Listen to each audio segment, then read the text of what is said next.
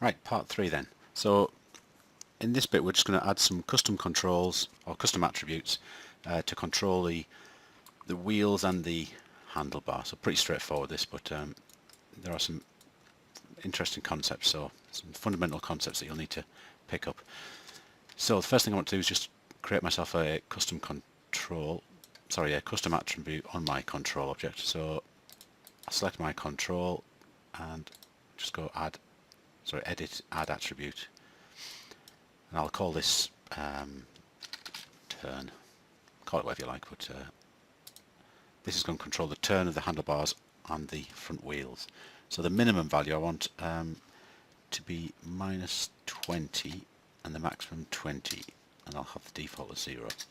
So it's the turning angle is going to be plus and minus 20 degrees, which I know from this model works quite well for the front wheels. So I'll just say OK, and now I've got an extra attribute here that I can start to plug into other things in my rig. Before we do that though, just need to check what it is we're actually going to control. So in terms of the front wheels, I need to control the rotate Y of this wheel and the rotate Y, and the rotate Y of this wheel as well. Set that to 0. And then I need to control well, this is where we have a problem.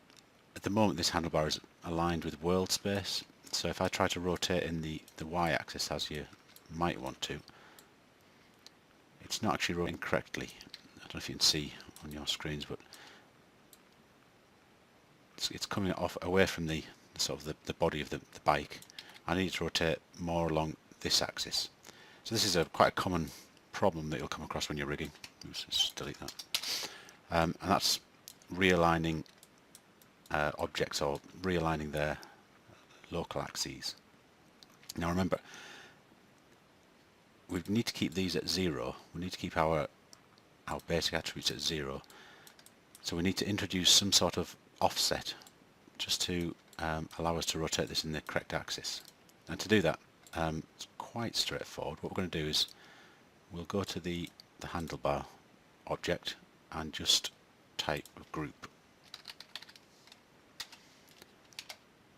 I'll just name that something sensible. Group handlebar. And now this group is going to allow me to offset the rotations of the handlebar whilst maintaining their zeroed out status. So I know the numbers for this. I need to rotate in the x-axis by about -38, I think it was. And then if I go back to the handlebar and rotate that by 38, and then if I freeze the transformations on this handlebar object, so just modify freeze transforms, you can see that it's all zeroed out, and you can see its local rotation axis is now reset because it's inheriting the offset from its parent, this group node. This has no other function other than to give us this offset, but it just means that we have this nice rotation axis now that we can start to plug things in. So this will be the Y rotation again. So my turn attribute, this thing needs to control the rotate Y of both wheels and the handlebar.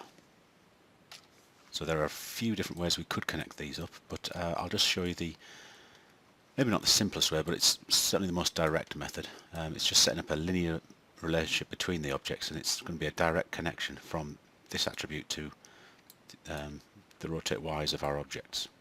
So if you just go to General Editor's Connection Editor, and that brings up our Connection Editor window, and you can see that we've got outputs and inputs, and we've got this from and to button which shows the relationship. So it's going to go from turn to something. So the to it's going to is this wheel. I'll click reload right, and I'm going to control the rotate Y, and that's it. You can see in here it's gone yellow, showing it's got a connection coming in. I just need to do that for all the other objects. So click on this wheel, reload, and connect up the rotate Y. click on the handlebars, reload, rotate Y. So now what we should have is, let's just get a nice angle, this turn attribute should control all these objects. And you see, because when I create this attribute, I locked it at plus and minus 20. That's the limit of its rotation, and that looks alright to me. And there are other ways we could have connected them, which we'll look at later on, but certainly in terms of simple linear connections, that's all set up. Right, that's end of part 3. Part 4 we'll start to add some a wheel spin attribute to this back wheel, so we can have some more interesting motion.